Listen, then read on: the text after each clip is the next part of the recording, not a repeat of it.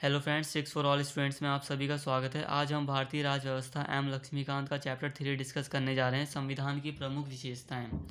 अगर आप मेरे चैनल पर नए हैं तो प्लीज़ चैनल को सब्सक्राइब कर लीजिए और बेल आइकन को क्लिक कर दीजिए, जिससे कि आपको नई वीडियोज़ का नोटिफिकेशन मिल जाएगा। तो चलिए शुरू करते हैं। हमारा पहला टॉपिक है संविधान की विशेषताएं। तो भारतीय संविधान की सबसे पहली विशेषता यह है कि जो भारत का संविधान है वो विश्व का सबसे लंबा लिखित संविधान है। विश्व में दो तरह के संविधान होते हैं, लिखित और अलिखित। लिखित संविधान अमेरिका का माना जाता है और अलिखित संविधान ब्रिटेन का माना जाता है। अलिखित का मतलब ये नहीं है कि ब्रिटेन का संविधान पूरी तरह से अलिखित है। ब्रिटेन के संविधान की कुछ धाराएं जो हैं वो लिखित रूप में हैं, बट कुछ धाराएं ऐसी हैं जो परंपरागत रूप से चल रही हैं, इसलिए हम उसे अलिखित संविधान कहते हैं।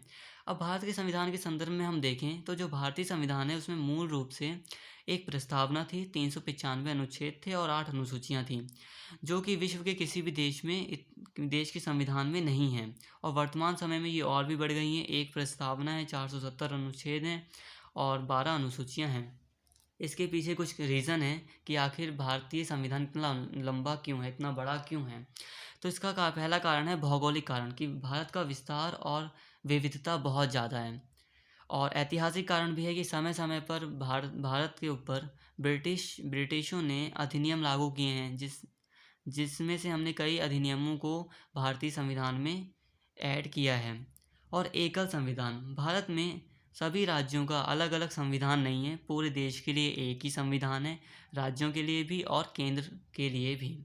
कानून विशेषज्ञों का प्रभुत्व, जैसा कि हम जानते हैं कि संविधान सभा में कानून विशेषज्ञों का प्रभुत्व था, जिन्होंने इस बात पर बल दिया कि हमें ज़्यादा से ज़्यादा बातें संविधान में लिखनी चाहिए और फ्यूचर के लिए कोई कंट्रोवर्सी, मतलब लड़ाई झगड़ा ना हो, किसी बात पर विवाद ना हो, तो उसके लिए हमें सारी बातें लिखनी चाहिए। अब हमारी दूसरी विशेषता है,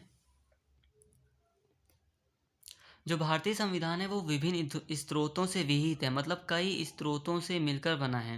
जैसे कि भारतीय शासन अधिनियम 1935, ऑस्ट्रेलिया के संविधान, ब्रिटेन के संविधान, रूस के संविधान, अमेरिका के संविधान, आयरलैंड, कनाडा, इन इत्यादि देशों के संविधानों से लेकर कई प्रावधान लिए गए हैं, जिसके बाद भारतीय संविधान का निर्माण हुआ है। अगर आपको ये स्रोत लर्न करने हैं तो आप मेरी दूसरी वीडियोस देख सकते हैं। ट्रिक की वीडियो मैंने बनाई थी एक, मैं आपको डिस्क्रिप्शन में उसका लिंक दे दूंगा या कार्ड में आपको वो मिल जाएगा या लास्ट में आपको वो वीडियो मिल जाएगी। उसे देखने के बाद आपको आपके सारे जितने भी स्रोत हैं संविधान के वो लर्न हो जाएंगे आपको। तो प्लीज़ उस वीडियो को ज़रूर देखना। अब हमारी तीसरी विशेषता है संविधान की, नम्यता एवं अनम्यता का समन्वय। जो भारतीय संविधान है उसमें नम्यता और अनम्यता का समन्वय है, संतुलन है। तो देखते हैं नम्यता का मतलब। नम्यता का मतलब है, नम्य या लचीला संविधान उसे कहते हैं जिसमें संशोधन की वही प्रक्रिया हो जो आम कानूनों के निर्माण की है, जैसे कि ब्रिटेन में।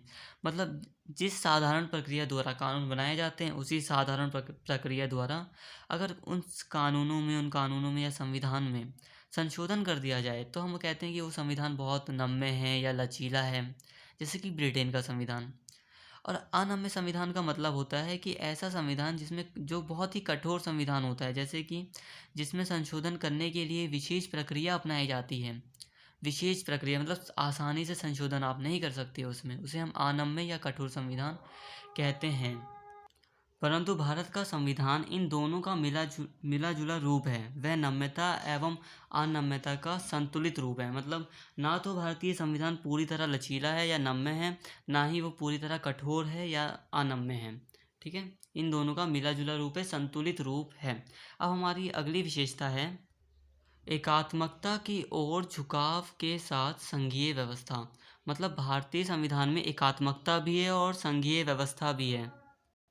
भारतीय संविधान में संघीय और एकात्मक या गैर संघीय दोनों लक्षण विद्यमान हैं। जैसा कि आप देख सकते हैं, भारत में केंद्र और राज्यों के बीच शक्तियों का बंटवारा है, यह भारत की संघीय व्यवस्था है। ठीक है, संघीय व्यवस्था का मतलब होता है कि राज्य भी हैं और केंद्र भी है, दोनों स्तर पर सरकार हैं, ये संघीय व्यवस्था है। परंतु आपातकाल में पूरा देश तथा देश की सभी शक्तियाँ केंद्र के पास होती हैं। इससे हमें क्या पता चलता है कि एकात्मक व्यवस्था भी भारत में है। आपातकाल में पूरी शक्ति केंद्र के पास और पूरा भारत एक हो जाता है, और केंद्र जब चाहे राज्य सरकार को बर्खास्त भी कर सकता है, ये भी याद रखने वाली बात है। अब हमारी पांचवी विशेषता है सरकार का संसदीय रूप। वास्तविक व नाम मात्र के कार्यपालक होते हैं इसमें। आप देख सकते हैं कि जो भारतीय सरकार है उसका जो रूप है वो संसदीय है। यहाँ पर वास्तविक और नाम मात्र के दोनों कार्यपालक पाए जाते हैं। वास्तविक कार्यपालक प्रधानमंत्री होता है और नाम मात्र का कार्यपालक होता है राष्ट्रपति। ठीक है, मतलब वास्तविक शक्तियाँ प्रधानमंत्री के पास और नाम मात्र की शक्तियाँ राष्ट्रपति के पास। और राज्य स्तर पर गवर्नर नाम मात्र का होता है और वास्तविक होता है मुख्यमंत्री। तो भारतीय सरकार का जो स्वरूप है वो सरकार का संसदीय रूप है। हमारी 6 विशेषता है संसदीय सर्वोच्चता एवं न्यायिक सर्वोच्चता में समन्वय। देखो, भारत में ना तो संसद सर्वोच्च है कि संसद का ही कानून मान्य होगा। आपने देखा होगा कि कई बार न्यायालय ने संसदीय कानूनों को गलत ठहराया है, अवैध ठहराया है। और आपने ये भी देखा होगा कि ऐसा नहीं है कि न्यायालय ही सब कुछ है हमारे संविधान में। न्यायालय भी सब कुछ नहीं है। कई बार संसद ने जो कानून लागू किए हैं उनको न्यायालय को वैध ठहराना पड़ा है। तो इससे हमें पता चलता है कि संसद और न्यायालय में दोनों की शक्तियों में समन्वय है, संतुलन है।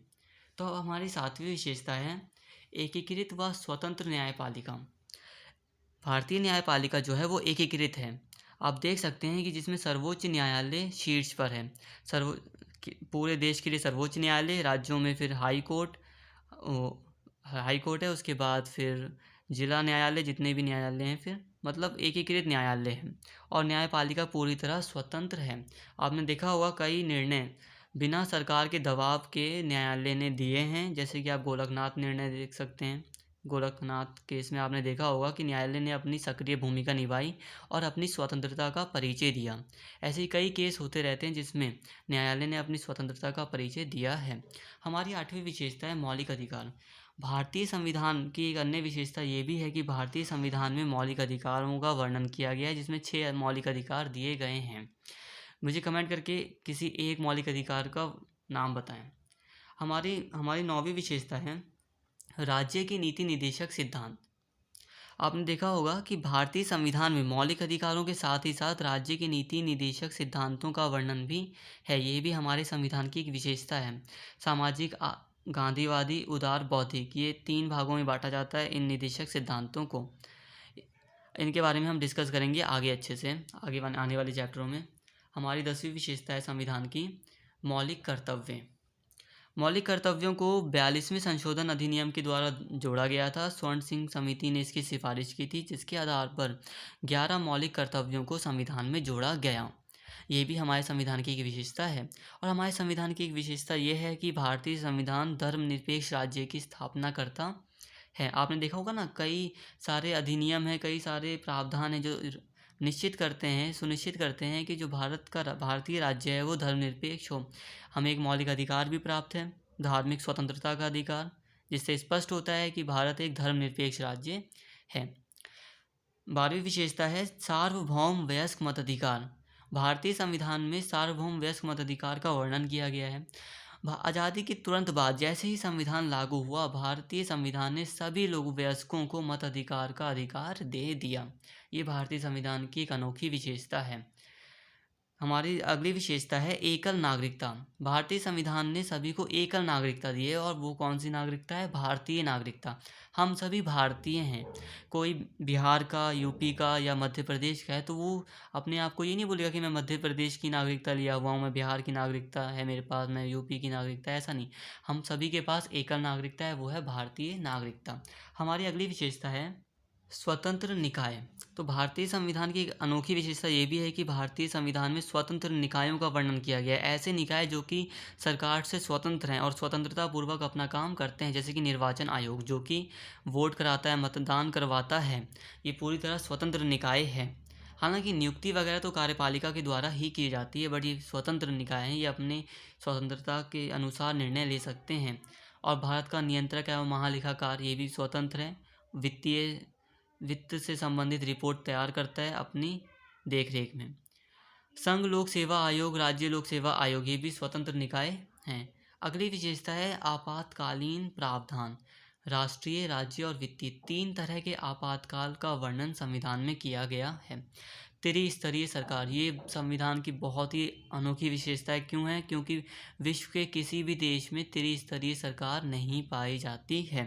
भारतीय संविधान में त्रिस्तरीय सरकार का वर्णन किया गया, हालांकि ये संशोधन से आया है। 73वें एवं 74वें संशोधन के द्वारा इसको जोड़ा गया है, जिसमें स्थानीय सरकार का भी वर्णन है। तो केंद्र सरकार, राज्य सरकार और स्थानीय सरकार, ये त्रिस्तरीय सरकार है। हमारी नेक्स्ट विशेषता है, अगली विशेषता है सहकारी समितियाँ। तो भारतीय संविधान की एक अन्य विशेषता है कि भारतीय संविधान में सहकारी समितियों का वर्णन है। 57वां संशोधन अधिनियम 2011 के द्वारा इसको जोड़ा गया कि जितने भी कुछ संगठन सहकारी समितियां बना सकते हैं। हमारा अगला टॉपिक है संविधान की आलोचना। अब देखिए, यहाँ पे संविधान सभा की आलोचना नहीं हो रही, संविधान की आलोचना हो रही है। तो ऐसा कहा जाता है कि जो भारतीय संविधान है वो उधार का संविधान है। ऐसा क्यों कहा जाता है? लोगों का मानना है कि भारतीय संविधान ने कई देशों के संविधानों से बहुत सी चीज़ें ली हैं, इसके कारण उसे उधार का संविधान कहते हैं। बट ऐसा नहीं है। डॉक्टर अंबेडकर जी ने कहा कि हमने विश्व के सभी देशों के संविधानों को छानने के बाद प्रावधान लिए हैं। और 1935 के अधिनियम की कार्बन कॉपी भी कहा जाता है। 1935 का अधिनियम बहुत ही विस्तृत था, जिसके कई प्रावधान भारतीय संविधान में शामिल किए गए, इसलिए उसे कार्बन कॉपी कहा जाता है। और अगली आलोचना की जाती है कि गैर भारतीय, ये जो संविधान है वो विदेशी प्रकृति का है, ऐसा भी लोग कहते हैं। गांधीवाद से दूर, इसकी चौथी आलोचना ये है कि गांधीवाद से दूर। लोगों का मानना है कि जो गांधी जी चाहते थे वैसा संविधान ये नहीं बनाया गया है। महाकाय आकार, वैसे ये बात है कि इसका जो आकार है वो बहुत बड़ा है, बहुत ज़्यादा ही विशाल है।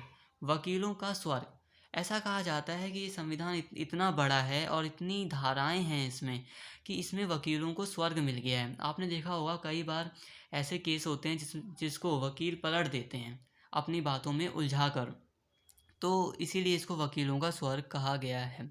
तो अगर आपने वो वाली वीडियो नहीं देखी ट्रिक की, विभिन्न स्रोतों वाली, तो प्लीज़ उसको ज़रूर देख लेना। उससे आपको संविधान के सारे स्रोत लन हो जाएंगे। और अगर आपको वीडियो पसंद आए तो प्लीज़ इस वीडियो को लाइक करें और चैनल को सब्सक्राइब करें। Thank you. और इसके ऑब्जेक्टिव क्वेश्चंस आपको मिल जाएंगे, तो वो भी वीडियोस देख लीजिए।